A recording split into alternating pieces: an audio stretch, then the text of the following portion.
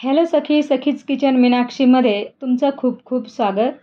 आज मी आंबट गोड तिखट चवीची भरपूर लेअर असणारी खमंग कुरकुरीत अशी मसाला आळूवडी दाखवणार आहे आणि आगरी पद्धतीने आळूवडी बनवणार आहे. खूप छान लागतात. त्यासाठी आपण भरपूर अशी आळूची पाने घेतलेली आहेत आणि पानं अगोदर स्वच्छ धुवून घ्यायची. ही पानं जास्त खाजरी नसतात. या पानांच्या वड्या खूप छान लागतात. आळूवड्या बनवण्यासाठी काही साहित्य लागणार आहे. त्यासाठी मी इथे सुकं खोबरं घेतलेलं आहे आणि एक मध्यम आकाराचा कांदा भाजून घेतलेला आहे. सुक्या खोबऱ्याऐवजी तुम्ही ओलं खोबरं वापरलं तर वड्या अजून छान होतात. एक छोट्या लिंबा एवढी चिंच आणि तेवढ्याच आकाराचा गूळ घेऊन आपण व्यवस्थित मिक्स करून घेतलेलं आहे. त्याचं पाणी करून घेतले. अर्धा चमचा लाल तिखट, अर्धा चमचा धना पावडर, थोडीशी हळद, चवीपुरतं मीठ, हिंग आणि पाव चमचा गरम मसाला घेतलेला आहे. 10 ते 12 लसणाच्या पाकळ्या, आलं, 3 हिरव्या मिरच्या, जिरं, ओवा घेतलेला आहे आणि याचं बारीक वाटण तयार करून घ्यायचं आहे. आणि कांदा आणि खोबरंसुद्धा व्यवस्थित बारीक वाटून घ्यायचं आहे. इथे आपली दोन्ही वाटणं तयार झालेली आहेत. मी अंदाजे 2.5 ते 3 वाट्या बेसन घेतलेलं आहे आणि बेसन अगोदर व्यवस्थित चाळून घ्यायचं. त्यामध्ये अर्धी वाटी तांदळाचं पीठ घेतलेलं आहे. 2 ते 3 चमचे तांदळाचं पीठ असेल हे. यामुळे वड्या खूप कुरकुरीत होतात.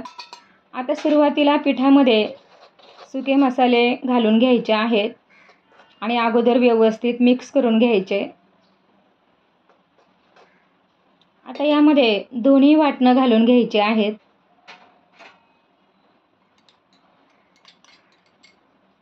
आणि चिंच आणि गुळाचं पाणी घालून घ्यायचं आहे. तुम्हाला कांदा वड्यांमध्ये आवडत नसला तर नाही घातला तरी चालेल, पण खोबरं मात्र नक्की घाला. आणि 1 चमचा तेल घालून घ्यायचं. जास्त नाही घालायचं, 1च चमचा घालायचं आणि व्यवस्थित पीठ मिक्स करून घ्यायचं आहे. वड्यांना सहज लावता येईल असं पीठ भिजवून घ्यायचं.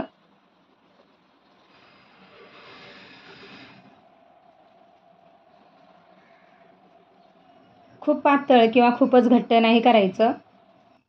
आता अशा पद्धतीने पानाच्या या बाजूला पातळसर पीठ लावून घ्यायचं आहे. खूप जाडसर नाही द्यायचा. थोडंसं पातळसर असं पीठ लावून घ्यायचं आणि एका वेळी 5 ते 6 पाने एकावर एक ठेवून व्यवस्थित पीठ लावून घ्यायचं आहे.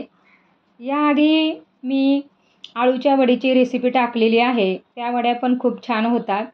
ही त्यापेक्षा थोडीशी वेगळी आहे. यामध्ये कांदा, खोबरं आणि चिंचगुळाचं पाणी वापरून आपण वड्या बनवणार आहोत. आणि पाव चमचा गरम मसालासुद्धा घातलेला आहे. तुमच्याकडे तीळ असले तर 2 चमचे तीळ तुम्ही पिठामध्ये नक्की घाला आणि थोडीशी कोथिंबीरसुद्धा वाटणामध्ये घाला. खूप छान वड्या होतात. तीळ मात्र अख्खेच घालायचे. अशा पद्धतीने आपण पानांना व्यवस्थित पीठ लावून घेतलं आहे. कडा व्यवस्थित दाबून घ्यायच्या आणि घट्ट असा रोल तयार करून घ्यायचा. रोल सुटला नाही पाहिजे. चाळणीला तेल लावून घ्यायचं आणि त्यावर रोल ठेवायचे आणि चाळणी उकळत्या पाण्यावर ठेवून त्यावर घट्ट झाकण ठेवायचं आणि 25 मिनिटे वड्या आपल्याला वाफवून घ्यायच्या आहेत. 25 मिनिटानंतर रोल चांगले वाफवून झालेले आहेत आणि रोल पूर्ण थंड झाल्यानंतरच वड्या कट करून घ्यायच्या आहेत. सुरी थोडीशी ओली करायची म्हणजे वड्या छान कापल्या जातात. आणि अशा आकाराच्या वड्या कट करून घ्यायच्या आहेत. वड्या खूप जाडही कट करायच्या नाही किंवा खूप पातळही नाही. एका बाजूला आपण तेलसुद्धा तापत ठेवलेलं आहे.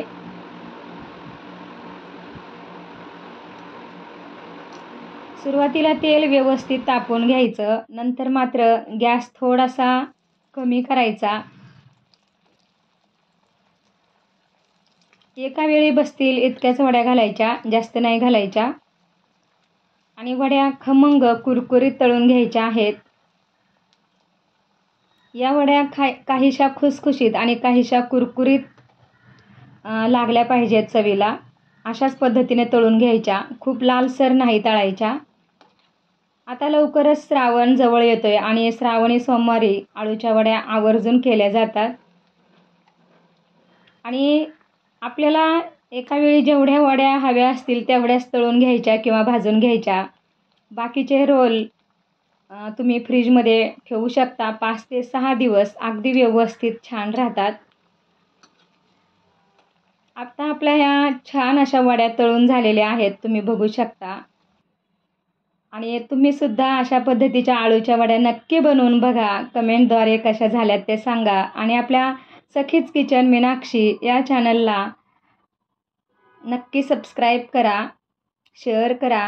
थँक्यू. बाय.